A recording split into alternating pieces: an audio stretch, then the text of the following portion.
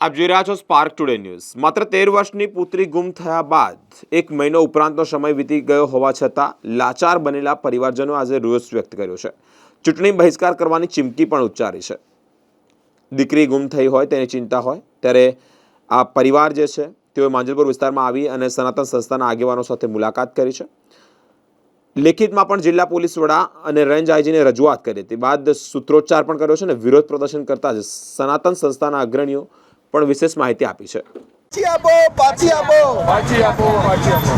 અમારી બાળકી પાછી આપો નહીં તો વડોદરા લોકસભા ઇલેક્શનનો બહિષ્કાર કરવામાં આવશે। જો લગીન આ છોકરી બાળકી એના પિતાને ફરી ઘરે પાછી નહીં આવે તો લગીન અમારું આંદોલન જારી રહેશે। અમારી બાળકી અમને પાછી જોઈએ છે।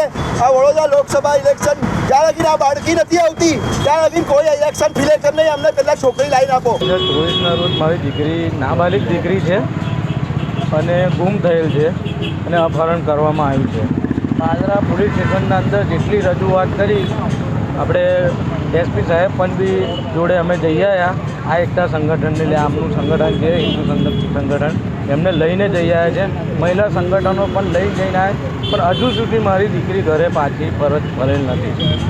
પોલીસ ચોકીમાં કેટલી વખત અરજી કરેલી પાદરા પોલીસ સ્ટેશનમાં 8/2/2024ના રોજ ફરિયાદ કરેલ છે। અમને 10 તારીખે એફઆઈઆર પણ આપી દેવામાં આવેલ છે પણ હજુ સુધી 45 દિવસ થઈ ગયા છે તો બી અમને અમારી દીકરી હજુ મળેલ નથી। આગળનું ઇલેક્શન આવશે લોકસભાનું તો તમે શું કરશો? હવે એ તો કંઈ નહીં આમનો જે એનો બહિષ્કાર કરીશું અમે જ્યાં સુધી અમારી દીકરી અમને પાછી નહીં મળે ત્યાં સુધી આ લોકોને મળીને અમે જે પણ કંઈ આગળ પગલાં લેવાના છે એ લઈશું। આપનો પરિચય? મારું નામ દિલીપભાઈ રમેશભાઈ માળી છે। પહેલાં તો તમામ દર્શક મિત્રોને જય સિયારામ। મુખ્ય વાત એ છે કે છેલ્લા 1 મહિનાને 15 થી 20 દિવસ થઈ ગયા છે નાની બાળકી ગુમ છે પાદરા તાલુકાની। આજે વડોદરા શહેરની અંદર જ્યારે સાંસદના વિરોધ પ્રદર્શનના જે બેનરો લાગ્યા તેના આરોપીઓને તાત્કાલિક ધોરણે એની ધરપકડ 24 કલાકમાં કરી નાખવામાં આવી। સાથે સાથે ભૂતકાળમાં જ્યારે ધારાસભ્ય યોગેશ પટેલની ગાડીને આગ લગાડી એ આરોપી બી તાત્કાલિક મળી ગયા। પછી વડોદરા શહેરનો કોઈ પણ મોટો બુટલેગર હોય કે પછી દારૂનો ધંધાવાળો હોય એને પકડવામાં બી પોલીસ ફટાફટ બધી કાર્યવાહી કરી લે છે। તો આ બાળકીને 1 મહિનાને 15 થી 20 દિવસ થઈ ગયા છે તો હજુ લગીને એની શોધખોળ નથી થઈ રહી અને ક્યાં છે પોલીસ તંત્રનું શું કાર્યવાહી છે? અમે એસપી ઓફિસે રજૂઆત કરેલી।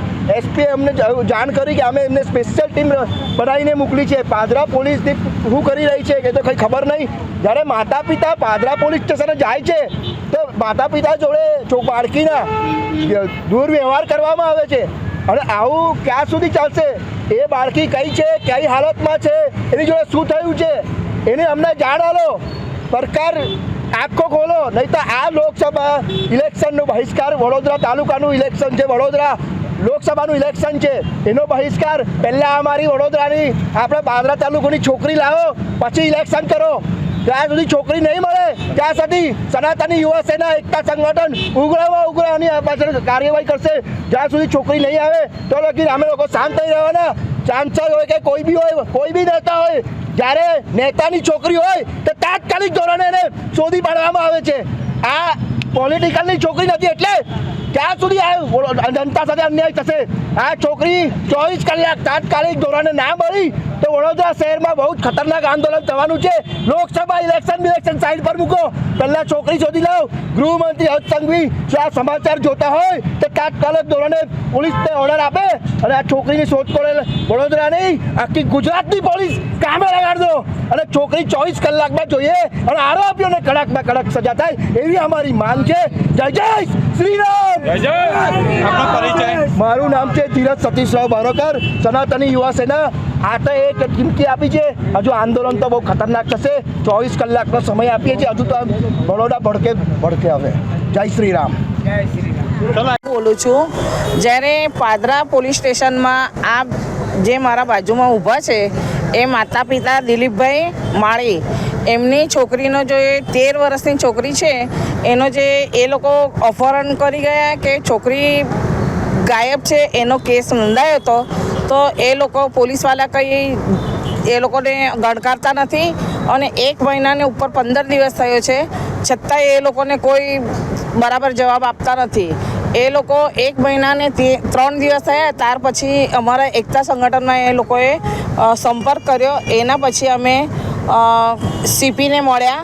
સીપીને ત્યાં આગળ જઈને સીપી સાહેબને ત્યાં જઈને અમે બધાએ સમાચાર એ કર્યા અને એમને રજૂઆત કરી છતાંય હજુ સુધી કોઈ નિકાલ નથી આવી રહ્યો. હવે લોકસભાનું ઇલેક્શન આવે છે તો તમે શું કહેશો? પહેલાં બેટીનું કરો, બેટી બચાવો, રિએક્શન તો થતા જ રહેશે. ઇલેક્શનનો બહિષ્કાર કરશો તમે? હા કરીશું, અમે તો નહીં જ આપીશું. અને જેટલા એકતા સંગઠન છે એ સંગઠન, સનાતન સંગઠન, એટલા કેટલાય સંગઠનો છે અમારા સાથે જોડાવા માંગે છે.